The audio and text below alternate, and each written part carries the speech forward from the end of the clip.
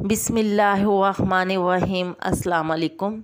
یہ ویڈیو حالت احرام میں لباس کے مسائل کے بارے میں ہے۔ سب سے پہلے ہم دیکھیں گے کہ مرد کا احرام کیا ہے۔ مرد کے احرام میں دو چادریں ہیں۔ احرام کی چادر اتنی لمبی ہو کہ داہنے کندھے سے نکال کر بائیں کندھے پر سہولت سے آ جائے، اور تہبند اتنا ہو کہ سطر اچھی طرح سے چھپ جائے اور کسی قسم کی پریشانی نہ ہو۔ دوسرا مسئلہ ہے احرام میں کرتا، شلوار، بنیان، واسکٹ وغیرہ یعنی کوئی بھی سلا ہوا کپڑا پہننا جائز نہیں۔ اس میں انڈر ویئر بھی آ جاتے ہیں، یعنی جو کپڑا جسم کی حیت پر سلا ہو اس کا پہننا احرام میں جائز نہیں۔ چادر یا لنگی اگر بیچ میں سے سلی ہو تو اس کا استعمال احرام کے طور پر جائز ہے، لیکن افضل یہ ہے کہ احرام کا کپڑا بالکل بھی سلا ہوا نہ ہو۔ البتہ اگر دو چھوٹے ٹکڑوں کو جوڑ کر سی لیا جائے، یعنی لمبائی بڑھانے کے لیے، اور ایک چادر بنا لی جائے تو اس میں کچھ حرج نہیں، اس کو احرام کے طور پر استعمال کیا جا سکتا ہے۔ احرام کی حالت میں کمبل، لحاف، رضائی وغیرہ کا اوڑھنا جائز ہے۔ اب ہم دیکھیں گے عورت کے لیے احرام کے کیا مسائل ہیں۔ عورت کو احرام میں سلے ہوئے کپڑے پہننا جائز ہے، بس سادہ چیزیں پہنے۔ عورت کو احرام میں سر ڈھانپنے کا حکم وجوب ستر کی وجہ سے ہے، اس کا احرام سے کوئی تعلق نہیں۔ تیسرا مسئلہ ہے عورت کو احرام میں زیور، موزے اور دستانے پہننا جائز ہے، مگر نہ پہننا اولیٰ ہے، یعنی بہتر ہے۔ عورت اپنے چہرے کا برقع اور نقاب اتار دے اور اوڑھنی اوڑھ لے تاکہ غیر محرم سے چہرے کا پردہ بھی رہ جائے اور سر بھی چھپ جائے۔ اب ہم دیکھیں گے کہ احرام سے پہلے کرنے کے مستحب کام کون کون سے ہیں۔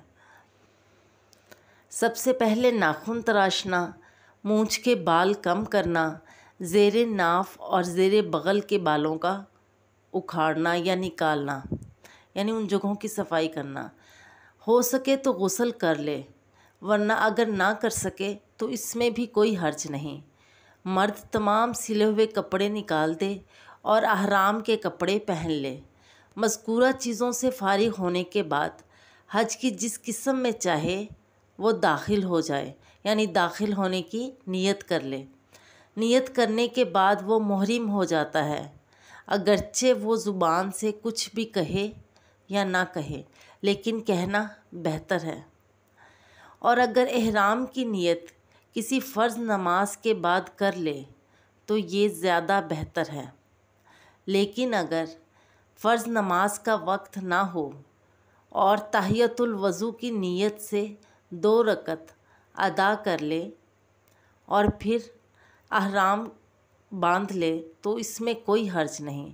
احرام کی کوئی خاص نماز نہیں ہے۔ اگر کسی دوسرے کی طرف سے حج یا عمرہ کر رہا ہو تو اسی کی طرف سے نیت کرنا چاہیے، اور اگر نیت کے ساتھ یہ کہہ دے لبیک عن فلان، یعنی میں فلاں شخص کی جانب سے یہ حج یا عمرے کی نیت کر رہا ہوں، اس کے لیے حاضر ہوں کہے، تو اس میں بھی کوئی مضائقہ نہیں، کوئی حرج نہیں۔ محرم کے لیے کیا کیا چیزیں جائز ہیں، یہ ایک چھوٹا سا چارٹ کے ذریعے بتایا ہوا ہے۔ ان کے لیے گھڑی اور ہیڈ فون پہننا جائز ہے۔ محرم کے لیے انگوٹھی اور چپل پہننا بھی جائز ہے۔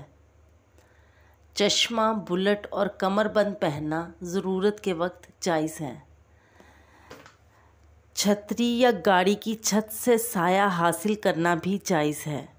اسی طرح سر پر سامان یا بستر اٹھانا بھی محرم کے لیے جائز ہے۔ اگر زخم پر پٹی وغیرہ باندھنے کی ضرورت ہو تو یہ جائز ہے۔ سر اور بدن دھونا بھی جائز ہے۔ اسی طرح احرام کے کپڑے بدلنا اور ان کو دھونا بھی جائز ہے۔ اگر سر اور بدن دھوتے وقت بغیر قصد کے یعنی بغیر ارادے کے کچھ بال گر جائیں تو اس میں کوئی مذائقہ نہیں، کوئی گناہ کی بات نہیں ہے یہ۔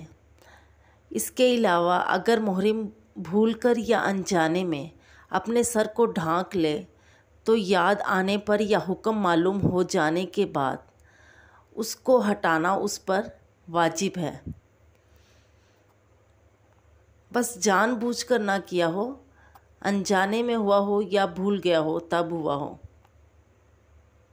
اللہ تعالی ہمیں بھی اس باسعادت سفر کی توفیق عطا فرمائے اور ہمیں دین کو سمجھنے اور اس پر عمل کرنے کی توفیق عطا فرمائے، آمین۔ جزاک اللہ خیراً کثیرا۔